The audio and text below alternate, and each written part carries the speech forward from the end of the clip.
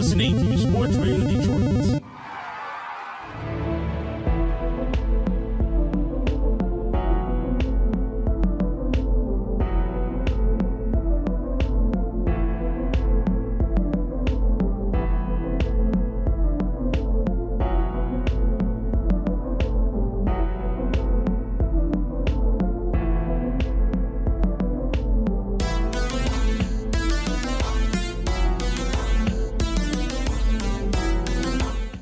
Hello and welcome to Grave Discussions. I am Barnabas. And I am Samael, and welcome. This is episode number 25, the summer of 18.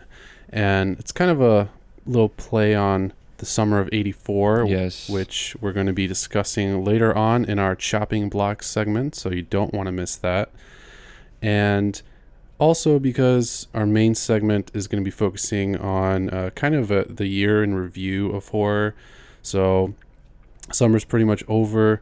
We had a number of horror movies come out, and we've had a lot of stuff come out earlier this year too. So we're going to just kind of give like an overview of our thoughts on everything so far. And we also got a spicy little title for this week's Cult Corner. But before we get into that, we're going to start off with the news as always. And we want to mention first things first. Actually, this just pretty much came out. If you're a fan of Are You Afraid of the Dark? Oh, shit, yes. Yes. You can now watch the whole thing on this new Nickelodeon streaming service called Nick Splat. And how much is it? So you can get Nick Splat through this collective app called VRV, and it's only $9.99 a month. You get access to Nick Splat, you get access to Crunchyroll, and like a bunch of other shit. And it's all just $10 a month. So if you're already paying for like Netflix, it's not that much. You get access to like all the fucking anime and old Nick shows your heart desires, basically. You know what I should do? Cancel my cable with all the, modern Nick shit. Yeah. And just keep that, what is it called? VRV? Yeah, VRV. So I can just watch all the old shit I watched growing up. You Because, might as well, I'm not just about to sit down and watch fucking Uncle Grandpa or whatever the fuck twisted shit they got on. Yeah. These There's like maybe like now. one or two good shows. That Cartoon Network. I don't know what the fuck's on Nickelodeon. Whatever, yeah. It's all pretty shitty now, honestly. There's like one or two good shows. And like that's it. I don't know. Unless you're like 12, Yeah, and then everything's great. Yeah, then everything's great, bro. You could be watching dog shit just fucking turn dry, and you'd be like, yeah, as long as it's on Nickelodeon. Yeah, pretty much. So, Are You Afraid of the Dark? Classic show is on there. Go check it out. If you got $10 lying around, you can watch that. You can watch like Legends of the Hidden Temple, fucking Rocko's Modern Life, the Wild fucking shit. Thornberries, yep. Bro. Yep. You can watch Rocket Power. Yeah, Rocket Power, yeah. But Are You Afraid of the Dark was kind of the main thing for us. Oh, yeah. Because it's horror, and I have fond memories of that show, like, growing up. So. Yeah, I got the first 2 seasons on DVD. You can get them on eBay. They're, like, not even $10, I think. So. Yeah. Yeah, they're pretty cheap, but if you spend $10 on VRV, you just get the whole show and, like, all that other shit. So. Yeah, it's fucking dope. So, go check that out. The next bit of news is actually concerning another brand new horror TV series. Honestly, I think horror TV is coming like in a big way, like maybe even more so than movies now. That's what I was gonna say. I think nowadays they're diverging the attention from movies, and now they're going for TV shows. Scream, Slasher, now Chucky, and then there's this now, which is The Haunting of Hill House. Yep, coming out Friday, October 12th, and this is actually going to be kind of a reboot, reimagining of the classic novel by Shirley Jackson, The Haunting of Hill House, which has already been adapted into a couple of movies, including The Haunting, that late 90s one with Liam Neeson. Yeah, that's one of your favorites.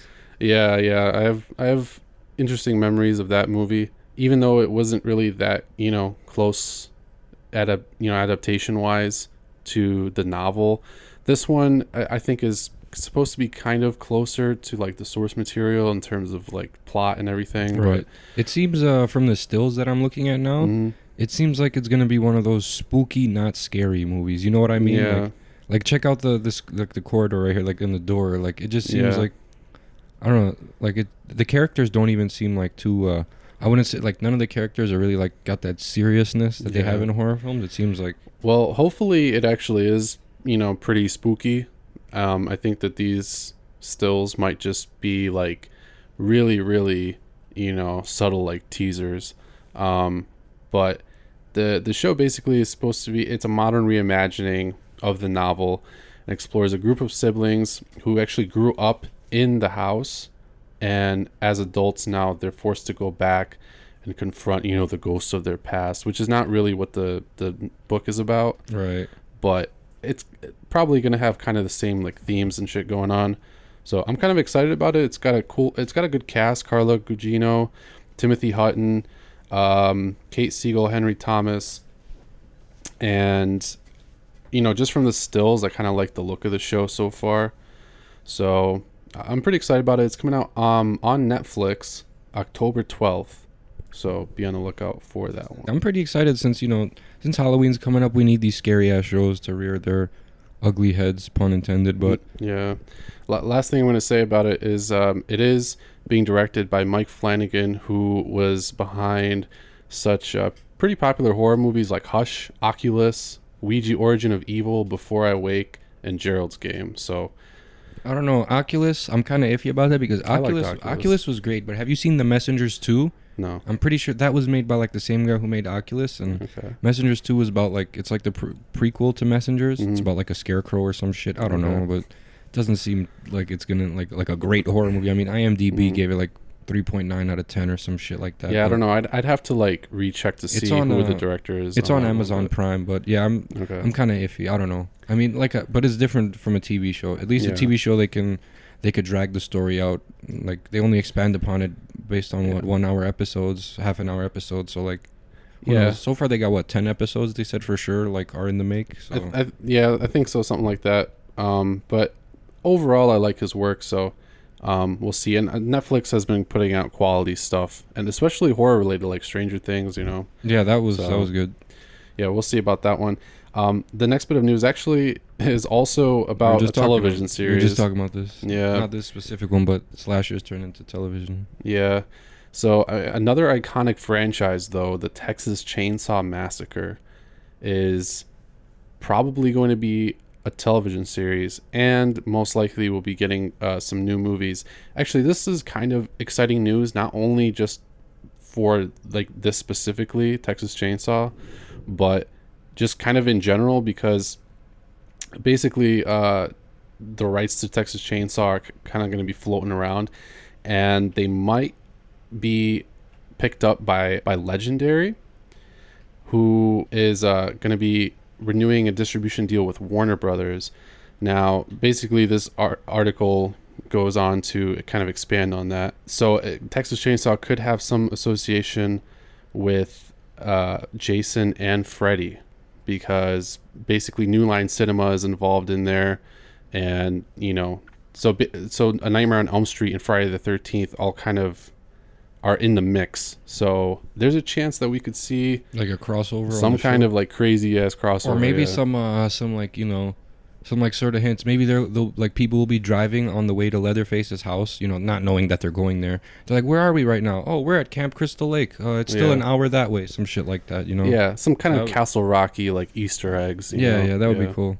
But I heard Warner, like Dimension, like they don't have the rights to Halloween anymore. Unrelated, but now I think Warner Brothers has the rights to Halloween. So like, I think Dimension first picked it up with The Curse of Michael Myers, and they did it all the way up to Rob Zombie's H2. But now it's just fucking up in the air because like it's not Dimension anymore. Like fucking Warner Brothers. The Weinstein's no longer in control of Myers. Well, I mean, which is good. Yeah, it's fucking great. Yeah.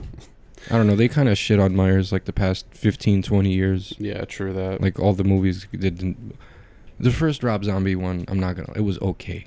It was okay, but the second one was pure trash, and then Resurrection was bad, and then the last good Halloween film the really good Halloween film that came out, it was pretty boring, but it was good, was H2O, so. Yeah, but I mean, speaking of which, the last, like, a bunch of Texas Chainsaw Massacre movies were pretty garbage. Like, the actual reboots the Leatherface from, like, one? 2003. Leatherface? That one was actually good. Leatherface sucked. Leatherface, you watched it? Oh, I just heard it was garbage. Trust me, it is garbage. It's but like the one before that, the beginning was terrible. No, oh no, Texas Chainsaw 3D. Yeah, where he's the good guy. It sucked. That one sucked. The beginning was really good. Have you seen the beginning on the Netflix? whole rest of the movie was. Oh yeah, the beginning was pretty good. And I would go as far as to say like the remake of Texas Chainsaw Massacre, the 03 one was just as good as the original. Yeah, I really liked they literally made it almost like identical. Besides, they made it super modern, and there was no fat guy in a wheelchair getting sawed in half, which contributed to the shock factor. But I guess like the more modern movies rely on story and character development rather than just fucking shock value like the the old movie, because that was like the first movie like that, cannibal fucking family, like 1974. That was the first time we ever saw that in cinema, I'm pretty sure. So yeah, I mean, I'm kind of interested to see like what they're gonna do with the television series. I'm imagining it's gonna be prequel? Like yet again. Well, I was imagining it'd be kind of like a reboot yet again. And then they take it in some direction. What if they do what they're planning to do with the Chucky movies? So they take the recent Leatherface movie and they continue after that, and literally that, like, I don't get it. They called Texas Chainsaw Massacre the beginning, but this is actually the beginning of how like. That's so stupid. I mean, stuff moves around and people reboot it, and then you never know like what the actual origin of a fucking killer or you never know. You never know where the timeline's gonna continue off again. So we'll see, bro. I mean, it's Leatherface, so I mean, anything Michael, Freddy, Jason, Leatherface, Pinhead, like, I'll give it the benefit of the doubt and like. Oh yeah, I'm still gonna watch it, but I mean, if it's anything like Texas Chainsaw 3D or whatever, then I'm just gonna stop immediately. There's no real point to like. Watch it. I mean, we've seen the same movie so many times. Yeah. Like Texas Chainsaw Massacre 1 and 2 and 3. Yeah. Even 3 was called Leatherface, so I don't know why they released another Leatherface, but I don't know. They were all the same thing. Oh, basically, there's a cannibal family. Oh no, what are we doing here? Hey, our car broke down. Hey, your dinner. Like, that's it. In my opinion, the only like relevant Texas Chainsaw Massacre movies are 1, 2, and then the 03 remake. I was gonna say, and maybe the beginning. For me is 1. All right, this is in order of like the best ones. For me, 1, the remake, Texas Chainsaw the beginning, and then Texas Chainsaw Massacre 4, the Next Generation. I don't think I watched that one. You didn't watch it? No, I don't think so. Pretty fucking good. Yeah, it's on my list. Like Texas Chainsaw was one of the franchises I never like delved hardcore into, all the movies and stuff. Yeah, I did. There's not many. I mean, there's 4 of the old ones, and then. Yeah, like 4 newer ones, but technically, I mean, it's not all like one thing. The 4th Texas Chainsaw Massacre is where I learned that like if you have blue balls for too long, that you can get colon cancer. Yeah. This dude was trying to fuck his girlfriend. She's like, no, I don't want to. He's like, I'm gonna get colon cancer. Wow. Yep. Well, anyway, it's time to move on from that one. The next bit of news I don't want to touch on for too long, but if you're still watching The Walking Dead for whatever reason. I know, but we have to talk about it. It's not like huge news, but kind of news. Well, I mean, Ryan Hurst, but yeah. Yeah. Still, like, the Walking Dead, blah. Sons of Anarchy, yay. Yeah. But The Walking Dead is moving into the arc of the Whisperers, which I like the arc in the comics. It's basically this, like... Oh, the Whisperers? Fucking... Oh, yeah. They're like savages. People who, like... Dress up as zombies. Zombies and shit. Yeah. But there was I saw, sorry to interrupt, but like in last season of The Walking Dead, I was looking at some hints, and like they're showing hints of the Whisperers, like Easter eggs throughout the fucking thing. So the people like you that follow the comic are gonna peep. They fucking changed it up way too much from the. Yeah, that's why I stopped watching the show. But the Whisperers is a cool arc. They're probably gonna fuck it up in the show, but if you're still interested in the show, Sons of Anarchy star Ryan Hurst is joining the show as Beta, who is kind of like the second in command of the Whisperers, right behind Alpha, who has been announced already as being played by Samantha Morton. So wait, what? Yeah. So check it out. If you're still a fan of the show, then you'll probably be interested by this. I think it's next season they're supposed to like announce the Whisperers. So we're gonna move on next to a couple trailer announcements. The first one is the most interesting to me, and I know you haven't watched the trailer for this yet, I don't think, but you actually might like this one. It's called Hellfest, and it's a new slasher coming out. Ooh, another one, eh? Yeah, but this one actually looks pretty cool because it kind of reminds me of like the older slashers, at least in like premise, because it's basically just about a group of teenagers. Yes. Who attend like this Halloween themed festival. I guess that's kind of all I got out of it, and they're stalked by this masked killer. Now the killer costume is the mask is kind of cool. Otherwise, he just has like a hoodie on, which I always kind of see as like a cop out almost. But overall, at least like the atmosphere, the acting, the kills, like the brutality, it all looks like pretty good to me. And I think you'd enjoy the trailer.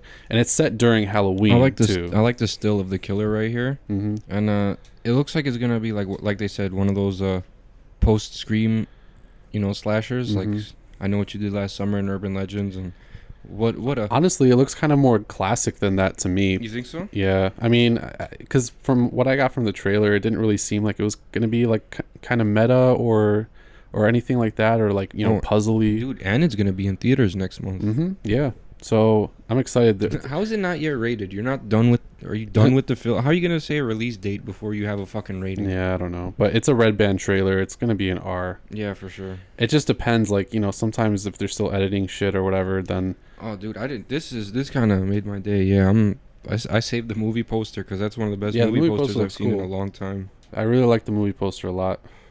But let's move on. This next one we've actually discussed before. It's a new movie with Chris Hemsworth and Jeff Bridges. It's actually got an all-star cast: John Hamm, Dakota Johnson, Nick Offerman. And this one is Bad Times at the El Royale. Now this one may not be considered quite as horror, but it's definitely a thriller with some cool horror-looking elements. Like some of the shots look like they'd be out of a horror movie, And this one, like I said, we've talked about it before.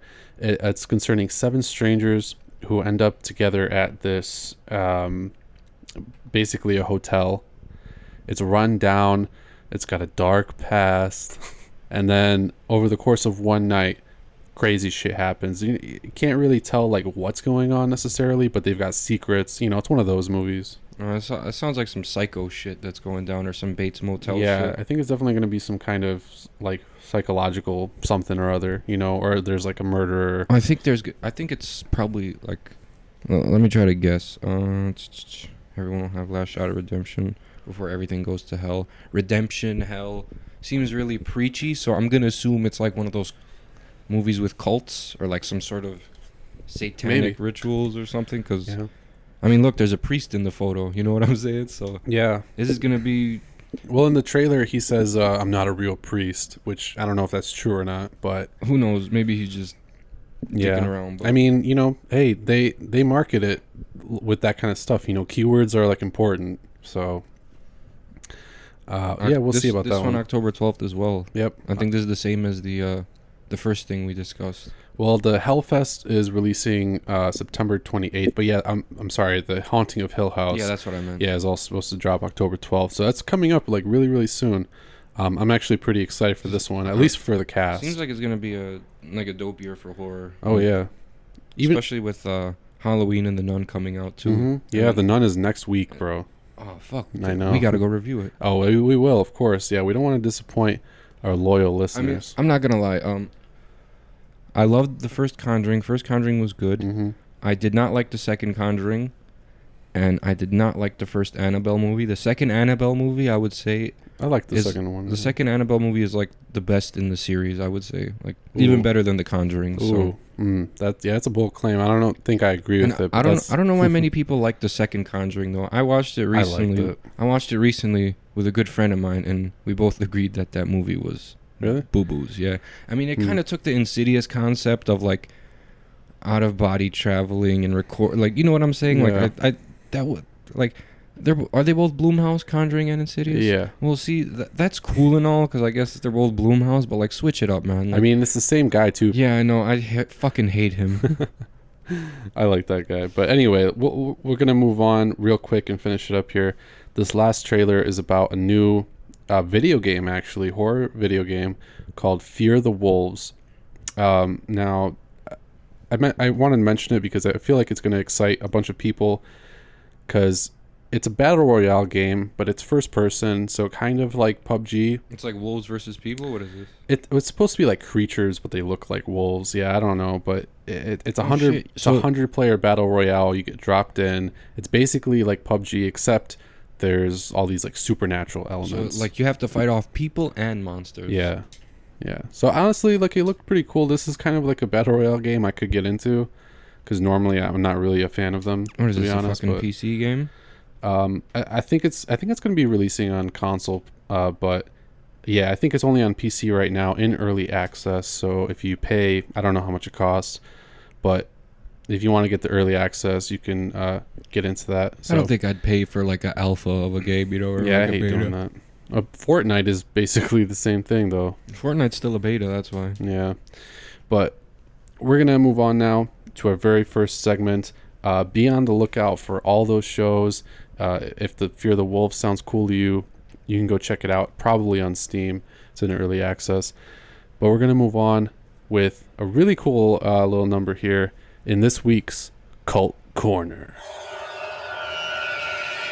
So this one, my good pal Barnabas did not know about this. Yeah, I actually had no idea. I watched this back when I was very, very young. I'm talking about when we still had a Blockbuster Video, before the other video store that I used to go to normally. This is back when I had found like Ceremony and like all those obscure movies. But this one's called Ripper, Letter from Hell. Now, if you're familiar with early 2000s slasher movies, this is exactly like all of them. So if you've seen Scream, I Know What You Did Last Summer, Urban Legend. I think this one most closely resembles Urban Legends, though. Yeah, for sure. I think I actually said this really feels like I'm watching Urban Legends right now. I was watching. Yeah, as we were watching it, because like there was this, even at the beginning, it was the same thing. Everyone's in a classroom. Yep.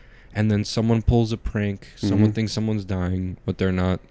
Yeah, you've got the edgy like punk rocker chick, except she's like the main character in this one for some reason. But yeah, and also before I dwell into the plot and everything, the end of this movie by the producers and director is open to interpretation. This whole movie is open to complete interpretation. Like there is no like set ending. Because I don't want to spoil it, but there's a pretty good chance that who you think is like the killer is actually the killer, but it does lead you to speculate on whether in particular this one other character is actually the killer, and they're both like what you would consider protagonists, like good guys. Yeah, exactly. Because really the whole thing, it's kind of like Cherry Falls. There's two, like, you're not really sure where the killer is, that kind of thing.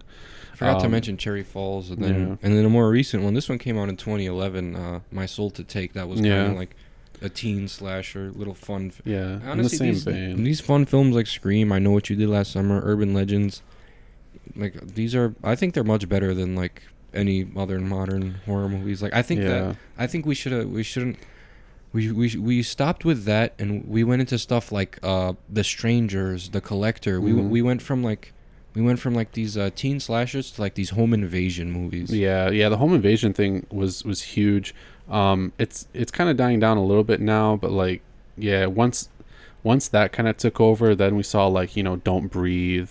Yeah, don't hang up. Yeah, Don't Hang Up. There was even like some foreign ones, like this one called Kidnapped. I think that was maybe a little earlier. And then there was Crush the Skull. Yeah, Crush the Skull. Intruders. Mm-hmm. I know there's a few more. There's like way too many of these like home like you know what I hate? It kind of the thing about these early 2000s movies though, like one, the setting was better. Yeah. Two, I mean the era was. I mean, I like it a lot better than today. Some fucking douchebag with a cell phone in every fucking movie. Hey, call Steve. He's gonna like they literally like reiterate how important it is to have a cell phone. Back then it was like signal. Before it's like, yo, there's no payphone near us. We're gonna get killed in these fucking woods. Yo, let me go get the rotary phone, Bill. I mean, I don't know. Like the movies went from because slasher, it is a subgenre of horror movies. Yeah. But then I think thriller is also a subgenre of horror. Yeah, for sure. That makes you focus less on like yo, what's the killer wearing? How is he gonna kill people? It makes. Well, they try to be relatable. It's people-based horror. Yeah, I mean, every slasher is, besides like but like strictly, Yeah, but so was I Know What You Did Last Summer, an urban, because that could happen to anybody. Imagine you go to college, take a class on urban legend, and all of a sudden you got some fucking sicko, one of your fucking classmates, and just starts chopping people up. I mean, slashers are like very specific. That's why there's kind of some differentiation. But I miss the mystery, dude. Yeah. Like, I miss the being captivated by the story. Even though it was all not the same, but now it's just is someone in my house? Yeah. No, let me take that back. The Collector and what was the other one I said? The Strangers. Yeah. They didn't. Well, it's just not that interesting, honestly. I would say When a Stranger Calls kind of started that. Yeah. But that one wasn't even like home invasion. Even that one took from the original one and from Black Christmas, and still had like some of those elements in there that actually made the movie interesting. Yeah, I mean, there were parts for sure. You didn't know what was going on. Yeah. 2, you didn't know where the guy was calling from, where he is. Well, besides Black Christmas, but When a Stranger Calls, you don't know if he was in the house. Nowadays, like, the movie's like chilling with the family. Some guy kicks down the door. He ties up the husband, chops off the husband's head with like a fucking butter knife, and like it's just all shock. It's like, oh my god, this can all happen to me. Like, but I mean, like, I don't want to fucking I don't want to be like, I don't want to be too relatable to like the characters. I like some fucking college kids getting their fucking Well, I was just gonna say, like, I think if we're comparing like modern slasher thrillers, whatever, home invasion, to like movies like Ripper, I just think even like Ripper, the story was just more interesting, because movies now, not all of them, but a lot of them, like the storyline, like the plot is just very linear. It's not there aren't like all of these like threads, and there's like no room to speculate either in like modern horror. Because there's a killer, but like in Ripper, you're not sure who out of like this whole group it is, right?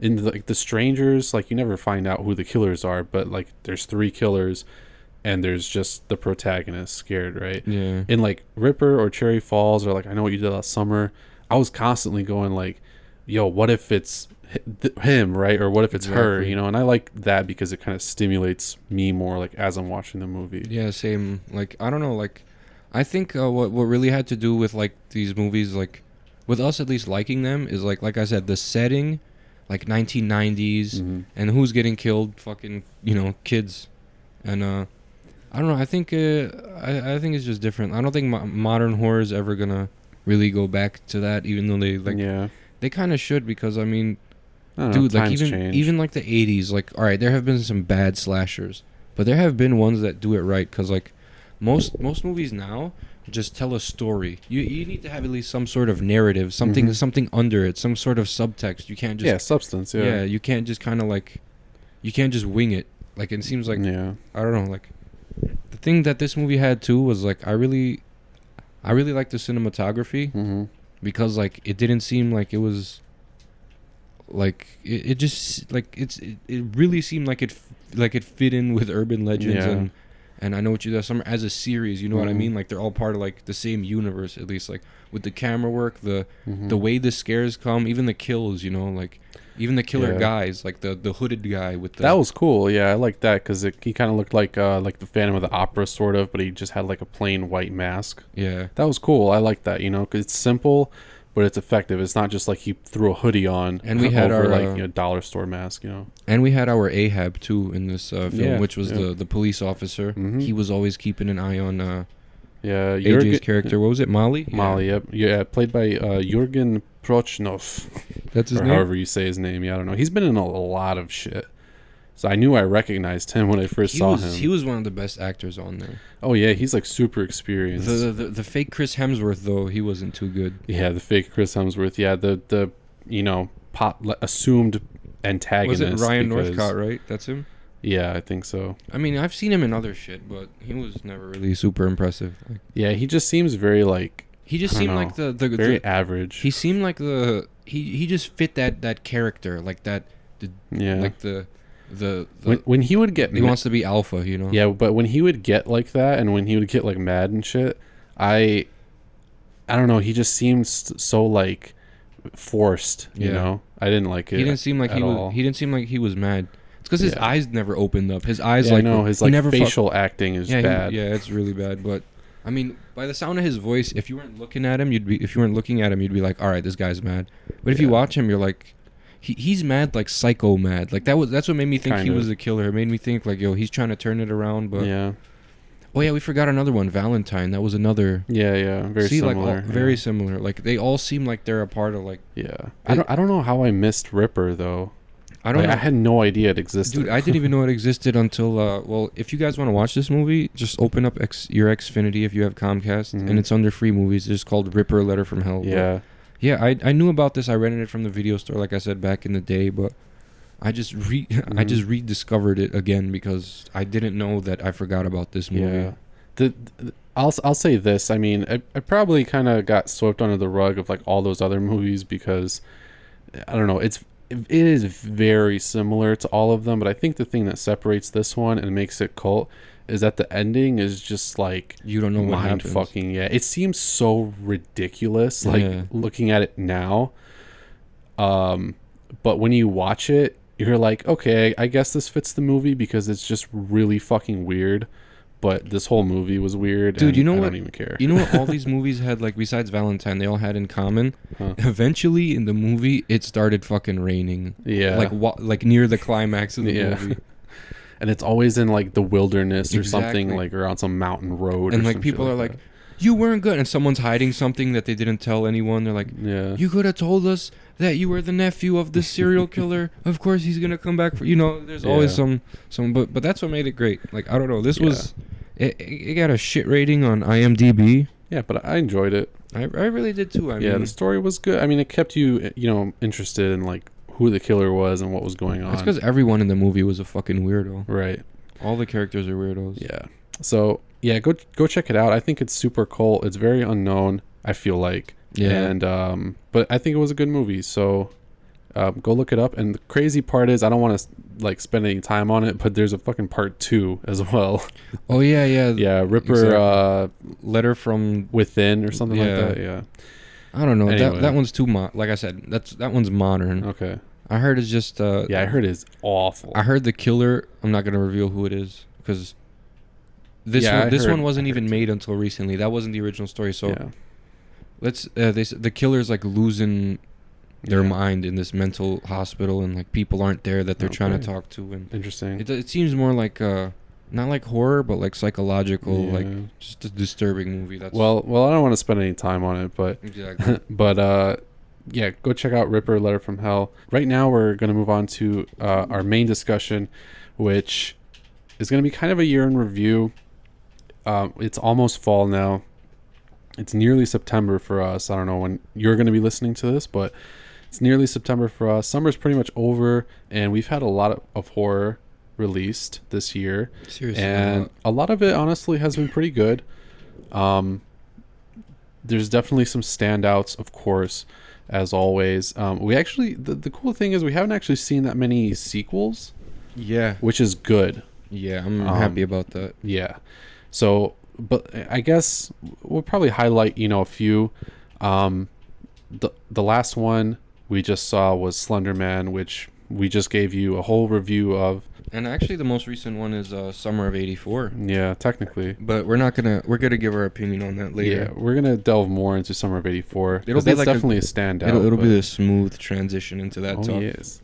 But we just talked about Slender Man. Slender Man kind of marked the arrival of the summer horror blockbuster. Yeah, because that's kind of what that was. It was definitely marketed kind of as such.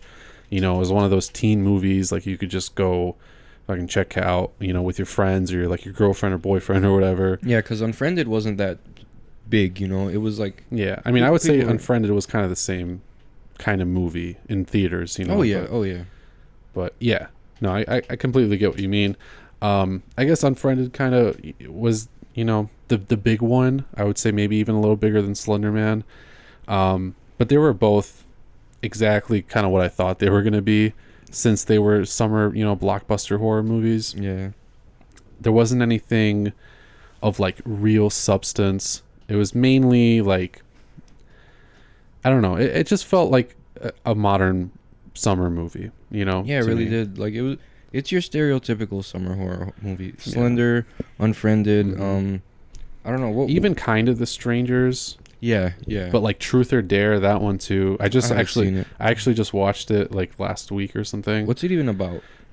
Okay, it's totally. You're just gonna be like, oh, another one of those movies. So basically, it's about this group of friends who are on, I don't know, spring break or something in I don't know, Mexico. I don't really remember. It didn't really matter that much. Basically, the protagonist girl meets this guy, another American guy, and then all her friends show up and he invites them to go play a game, right? Because they're trying to like go home, but he's like, nah, come play a game. And then he takes them to this like, abandoned building and they play Truth or Dare. Oh my God. And he says something and then he's like, I'm sorry. And he leaves. And then they're all roped into this demonic game of Truth or Dare. Yo, why the fuck does this sound familiar? This sounds like some Bye Bye Man type shit. Yeah, I mean... Or, what's that other what's that other movie we watched? The one with the ghost. And they got the guy... Ghost House, remember that? Yeah. The one where they go to like Taiwan or wherever the fuck they went. The guy with yeah, I remember. Yeah, I mean it's not quite. I mean this one's definitely like more gimmicky because like they have to play Truth or Dare or they die, and if they like, lie or if they like don't do the dare, then they die. It was really stupid though because like the demon CGI was literally just like their eyes stretching and their mouth stretching open a little bit. It looked terrible. Man. It was so bad. I hated it. So that's I'm guessing that's not one of the good ones you recommend? No, I don't recommend it at all. That was definitely like a summer horror movie too, and they all kind of are in the same vein. They're not very good movies, but if you don't really like care that you're watching a bad movie, they're good movies to watch. You know what I mean? Yeah. Like if you're just like, I don't really want to pay attention, it's Friday night, I'm just gonna turn something on. Truth or Dare, Slender Man. Yep. I think A Quiet Place. Like now looking back at it, since my feelings have kind of changed, like I don't know, it kind of like I was kind of let down because like I thought it was gonna be something like I didn't know, like I said, remember when we were talking about it, you knew, I didn't. I thought it was some sort of like if you make a noise in the house, like then like a spirit or something, like some sort of demonic presence was gonna just fuck you up. Oh yeah, no, it was a monster movie. Yeah, I didn't know it was gonna be about like those fucking alien things and that post-apocalypse. And then see the thing is, I liked the movie overall, and I think it was definitely like probably the first horror movie of the year to like really get people's attention. I would put it as probably one of like the standout good horror movies of the year so far. But yeah, I mean, looking back at it now, I kind of feel a little differently just because like toward the end of the film I didn't like the monsters that much. They were too CGI. They were just like completely in your face. Yeah, that's what I hate. They showed them way too much. Like, remember those shots? Well, not only the shots when they would like kill and they would just like zoom past. But where they'd be walking up, like. Yeah, when they were like just creeping in the background. Like there was one scene shot specifically that I remember where the girl, the deaf girl, was like face to the camera, and it was like an over the shoulder medium shot, and it was like dark. It was like when they were in the cornfields later.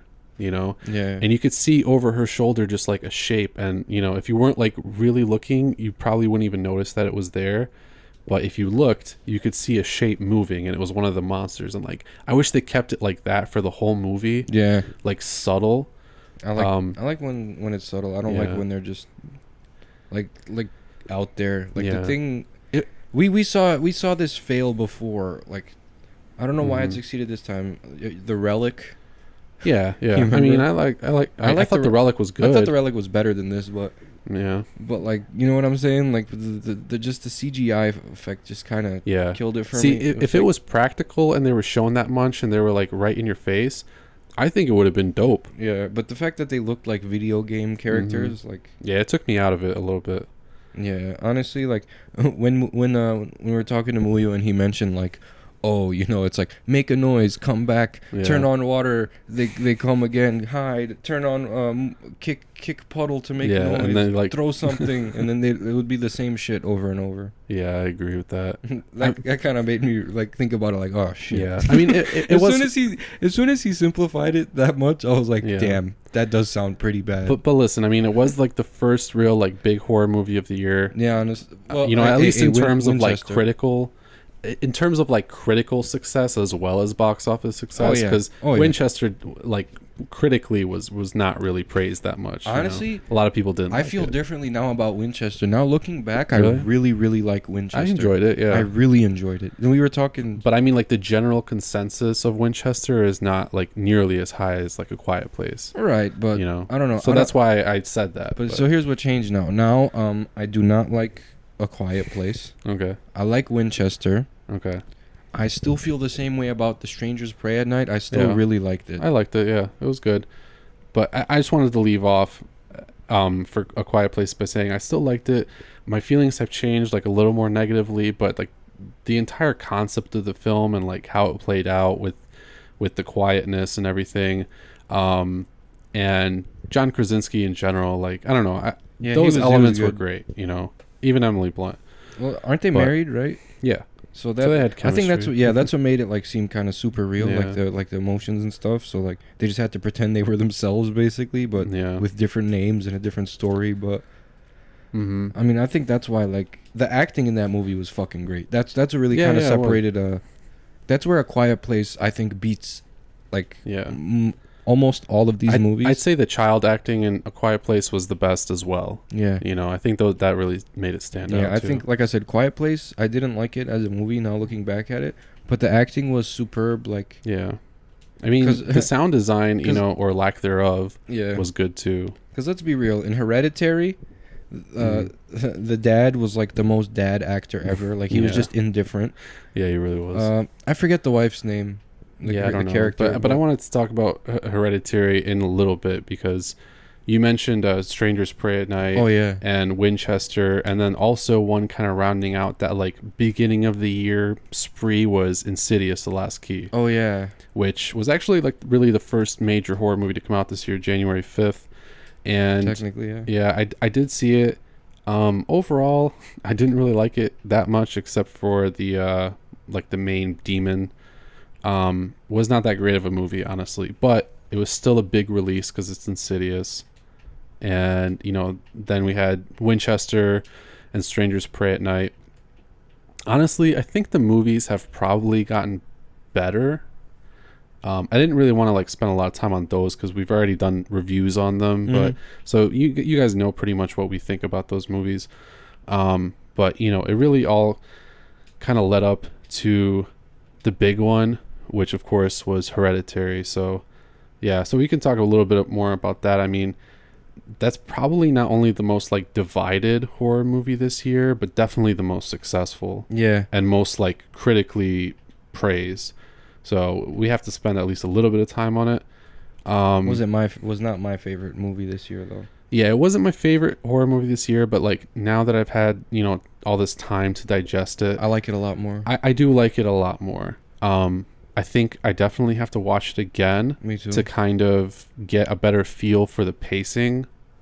It was a real slow burn, but like it was done well with like the mind games the demon was playing with the boy and like the like subtext about like just family in general and about like neglect and about hatred and about resentment. Like I don't know, it was all about like family issues. It was a very well written movie. I think just the pacing was a little off. Yeah, that was my favorite part of the whole thing. And the acting was good aside from like a few ridiculous moments. That's why I think the acting in A Quiet Place was better. The crying. That's when the whole theater started laughing, bro. Yeah, our whole theater was just like fucking bawling, douchebags. Yeah, I know. Like it was so funny though because he was like. Yeah. Because he just randomly just started crying and then hugged his dad. He was like, bleed. I mean, I'll say this. I think he was probably the best actor in the movie, except for that part. Like, that kind of ruined it for me. Honestly, the dad was the best actor because I have never seen someone act indifferent. And he literally acted like like a dad would act. Like nothing really bothered him. Even at the end when he tried to burn the things and he got set on fire. Like even when he was on fire, he wasn't as panicked as a normal person. Like, I don't know. Like, the dude was just, like, he was, like, really level-headed. Like, and he maintained that character, like, really, really well. He was probably just playing himself, let's be real. Yeah. It seemed like it. Probably. But the mom was, like, a little over the top for me. Yeah, slightly. Like, I mean, I think her... like, when she went off on her son, you always give me that fucking look with those fucking eyes. And the... I think her more, like, reserved acting was a lot better than her, you know, crazy acting. But, but she was still great. I mean... Yo, honestly, though, like... this isn't one of those movies that's scary because it's, like, scary. Like, the last 25 minutes were, I would say, last 30 minutes probably were, like, scary. Like, it started off when the kid was at school. That's what I would say. It didn't start off scary. It was just, like, depressing and sad. Yeah. You know? Like, remember he was smoking weed and then he just had a panic attack. Like, his sister died. But it was more, like, stress-inducing than anything. But I'll say this because I want to talk about a few other things before we move on. I think Hereditary being so successful is not really going to set more of a standard for the rest of the year, but I think it's going to set like way more of a huge standard for horror movies next year and probably the year following that, because this has been probably like the biggest horror movie. It's just fad following. People are gonna in like a while. People are going to look at what the critics say about all of these horror movies. They're going to see what worked and what didn't. What and not even just based on like what the critics say. They're going to look at revenue. Like I just think and then if like any of these movies made like a low revenue or like just did poorly with critics, I don't think they're gonna make something like this next year, you know. And if they do, they're gonna like either they're gonna reimagine like the whole like type of movie, or they're just gonna completely destroy it by just creating. Well, that's where I was getting at. I think that more films in this kind of style are definitely going to be coming out. I mean, we've already seen them for a little bit, but there is. I think it's definitely going to be. I mean, there might be some oversaturation. I don't know. There is such thing as too much substance, you know? Right, like, right. You don't want to lose, like, the pacing and the atmosphere and everything. Yeah, by just expanding upon everything. And the interest, And then, like, completely shifting gears in the last 30 minutes. That was the only thing I still don't like about the movie. But yeah, I mean... What's that other movie, like, Hereditary? Inheritance? Yeah, I still didn't watch it. Is it out yet? I have no idea. I don't think so, I haven't heard anything about it. Because if... That might be another 2018 movie. Yeah, maybe. I'm not sure, but yeah, I mean, I'll end with this. I think Hereditary is definitely going to set the precedent for at least the next 2 years. I think a lot more movies are going to be released in this style, very, heavy, like story driven, but with these, family and like, I don't know, agony and grief elements, kind of like, the Babadook was an example. But speaking of like movies like the Babadook about child resentment and stuff, Mom and Dad, like that. Mom and Dad. I want to talk about that. They need to really. They did really good. There was people on this Facebook page, Horror Flicks fans, like some of them are dickheads, like the movie's trash, but then they'll say Victor Crowley was good. Oh my god, yeah. But yeah, I don't know. I thought Mom and Dad was done great. We need more shit like that.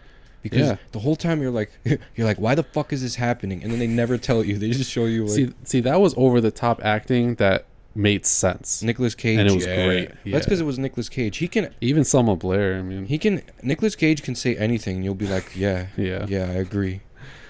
Yeah, that's pretty fair. He's just a genius. That's one of like the greatest actors of all time. Cause he's literally in everything. Yeah. He's great. He just knows how to play crazy like so well. He really does. But I really liked the movie a lot. Yeah, it was very interesting concept, and that's one thing I thought too. Like this year, we had a lot of really interesting concepts. We had Unsane, the movie. I haven't seen it yet, but the one by Steven Soderbergh that was only filmed on the iPhone. What's that one movie we watched about the vampire? You remember it was like a newer movie? Oh, Livid. Yeah. That was from year? That was like 2011 or something. Oh, man. It seemed newer though, yeah. But we had Unsane. We had Upgrade. Upgrade was great. I liked it a lot. I haven't seen it. Is it horror? There's like a lot of gore, kind of, but it's more of a sci-fi. Nah. Yeah, but I thought it was really good. I liked it, and a lot of people consider it kind of horror because it's by Lee Winnell. I'm not anti-sci-fi, but This one was kind of cool. I still haven't seen the first Alien. That's how, like... yeah, you have to. Speaking of 2018 horror, Stand Against Evil's... oh, yeah. That's another one. Not movie, but we still gotta, touch on it because that... I loved the fucking first season. Yeah. The last episode, though, had me, like... with the recurring event over and over and over, running over the little girl, getting stabbed by the little girl. And like, Stand Against Evil, you should watch that too. That kind of made my 2018 a lot better. That fucking... Yeah, I like Stand Against Evil a lot. Those episodes. And obviously Castle Rock. Yeah, we had Castle Rock, of course, yeah. Another couple movies I wanted to mention real quick before we move on is Annihilation, which was also kind of more sci-fi. But then we had we were the new Day of the Dead, The First Purge, Ghost Stories... Ghostland, which was a big one. Ghost Stories, that's out now, right? Yeah. People on Horrorflix were saying, like I said, it was bad, but from the trailer, it looked good. It looked like they were going to turn a non-believer. I want to give it a shot. We should watch it this upcoming weekend for sure. For sure. And I mean that's mostly the bigger movies, but I'll just end by saying I think this year so far has honestly been really good for horror. We had a couple movies that kind of, have at least achieved, or if not exceeded the kind of level that like Split and Get Out brought us last year. Like those were the real big horror movies. We've had now Hereditary and A Quiet Place, and we still have The Nun coming up. We still have Halloween, and we have the new movies we just mentioned today. Yeah, all those, and like a whole bunch of other good ones that are like coming to festivals and everything. So yeah, it's been a really good year for horror. We even had like a new Puppet Master, which I haven't seen yet, but apparently was good. Have you ever seen that? Have you ever not this year, but next year? Have you ever seen that? I told you about it. It's called Don't Look in the Basement. It's from 1973. It's like one of those asylum movies. It was like probably the first, I think. And they're remaking it. It's either gonna be this year or next year. They said. Oh, nice. They already made a sequel to the original, but now they're remaking the original. Okay, interesting. Yeah, I'm gonna be on the lookout for that one too. But so it's people are. I think now that horror has kind of fallen off, a lot of modern horror fans have like researched like old cult movies, very obscure movies. And then, like, they're getting into contact, or these directors are at least, getting more knowledgeable on, like, real cult classic horror. And they're, like, trying to put a real modern spin on it. Like, look at Suspiria now. Like, that one's... Yeah, I was going to say, Suspiria, too. I mean, we didn't mention that, but that's still coming up. But I can't honestly, fucking wait for that. I know, but honestly, dude, I don't think horror has fallen off at all. I think it's actually gotten, like, back on the horse now. Well, Hollywood horror, I mean.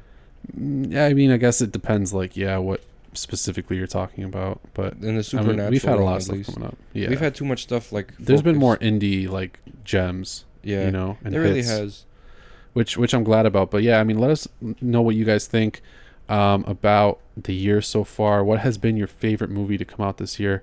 We're planning on doing kind of an end of the year kind of follow up to this one, so we'll see how our opinions on certain movies change and how new movies that come out will affect all that. But let's move on now to our final segment of the episode, why don't we?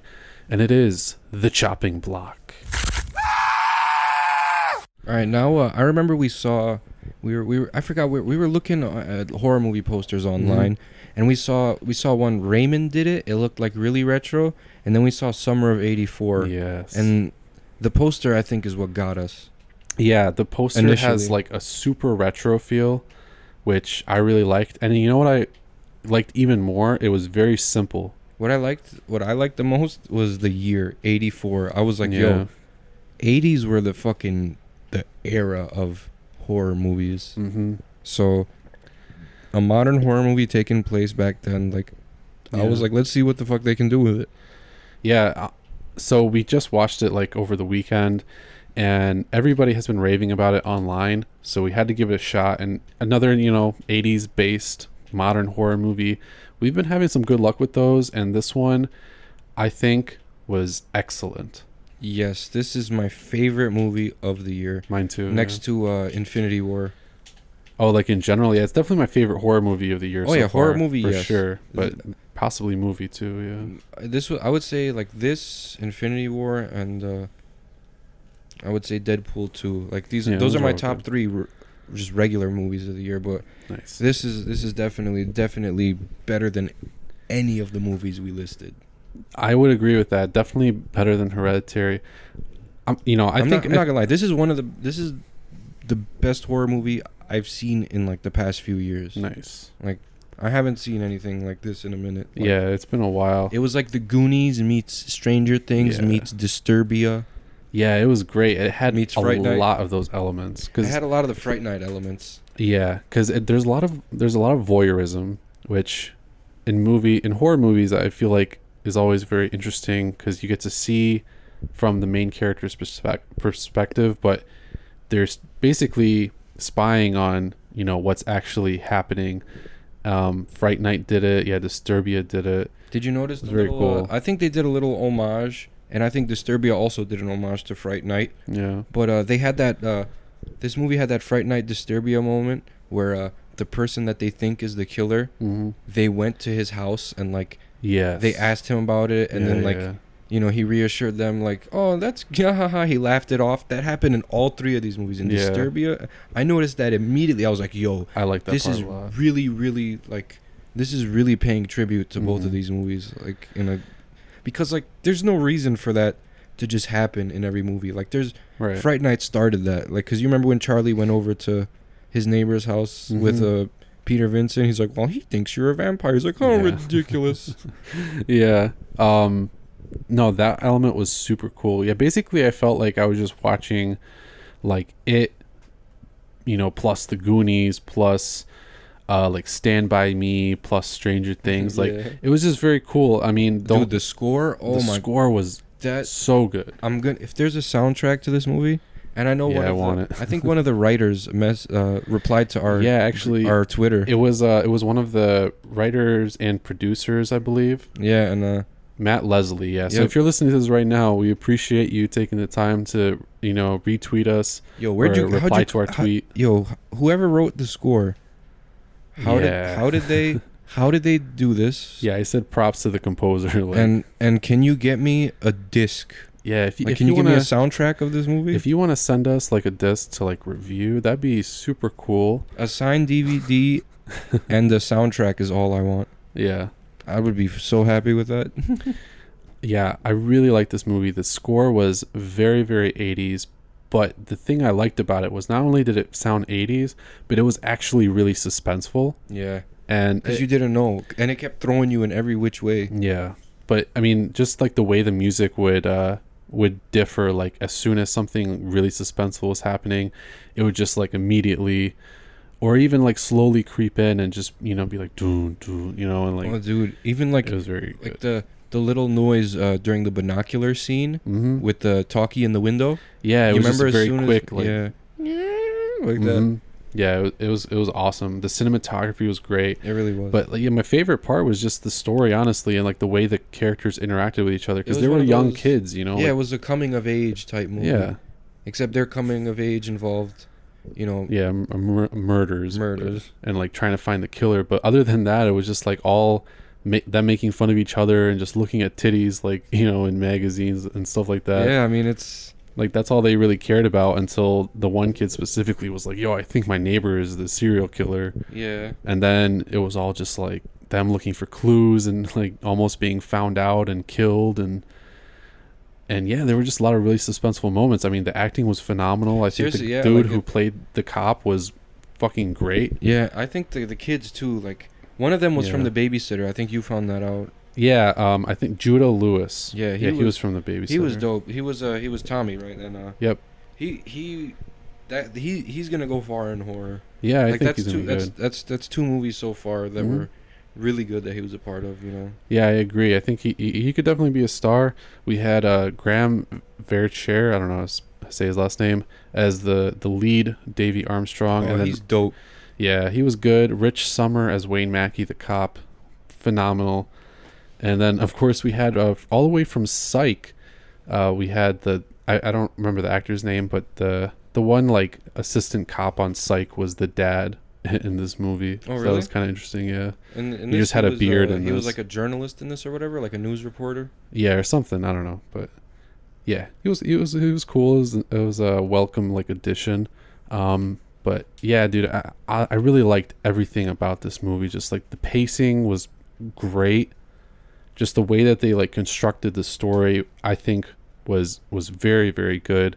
I was always like intrigued, and there were honestly a lot of like really shockingly like brutal parts in this film, especially toward the end. Oh, dude, the ending was the best. I don't want to spoil it, but when those stairs come down, you remember? Yeah. Holy shit. That was pretty wild. Dude, this was like, and the pacing of this movie was great. Yeah. It didn't drag on. There wasn't like unnecessary filler. Right, yeah. Like I said, it just kept you like constantly on the edge of your seat. Even during like the slower parts, you know. Honestly, my final score of this movie is like 10 out of 10. Yeah. Like, honestly. It's hard for me not to give it a 10 out of 10, at least 9.5. I think I gave it like 4.5 stars on my thing, just because I don't think it's like the most perfect horror movie, you know, of all time, or like a perfect horror movie necessarily, but I think it might be there. It's very close to being there. I think the same thing with like that happened with Hereditary and Winchester. Mm-hmm. I think we just gotta let it settle over like the next 2 months. Yeah. And if you ever think like, damn, that was a good movie, or like I really, really, really want to watch that again. I mean, it's definitely, I probably will, honestly. It's gonna be like one of the first movies I watch. Like, you know, it's one of those summertime movies. You know, summer of '84. It's gonna be, and you know, throughout my years, on those hot days, I just chill inside, watch like these horror movies, and this is gonna be one of them. Even during Halloween time, this is definitely gonna be. This needs to be on like. They need to put this out there. Like, I mean, I bought it off Comcast. I rented it. And that was the first movie I rented in like a year, and like definitely. I'm glad you did, dude. It was very good. Yeah, it's not chopped for me at all. No, dude, not chopped. Go see it as fast as you can. Mm-hmm. Yeah, it was actually at Sundance Film Festival. I think, you know, now you can rent it on Comcast. Yeah, probably a few other places. Maybe Amazon has it for rent now, but buy the DVD. Go check it out. Yeah, I'm about to buy the DVD just so I can have it. Yeah, I want to get the Blu-ray for sure once that's out. Oh yeah, if our friend Mr. Leslie. So yeah, let us review those Blu-ray special features. Why don't you? Right, I'd like a commentary too. Like, that'd be super cool. Yeah, I don't know if the Blu-ray has. I want some commentary behind the scenes, deleted scenes.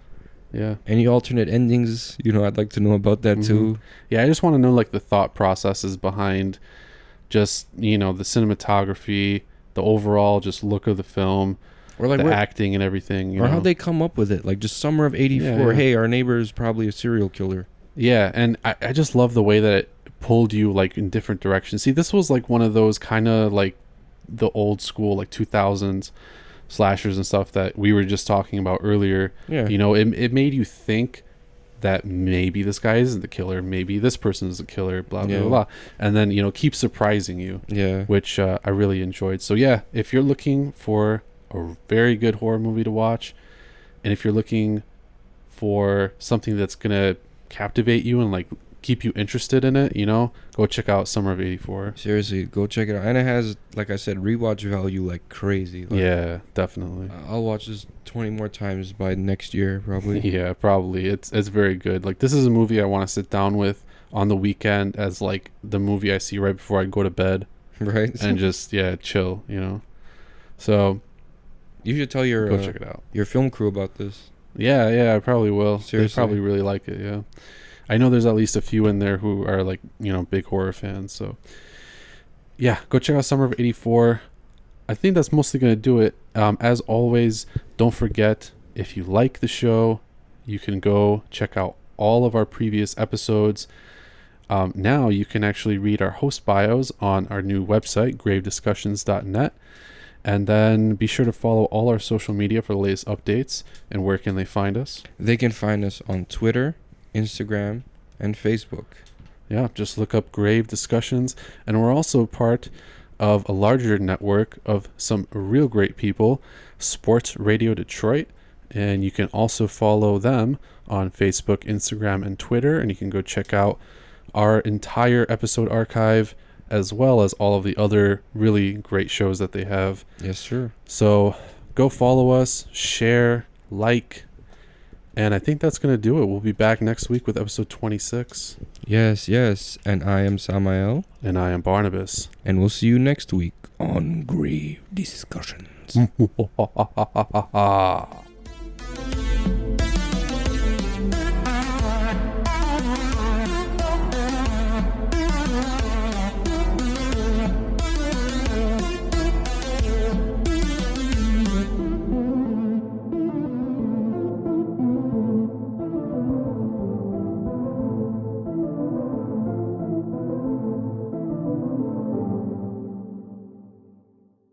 This has been an SRD production.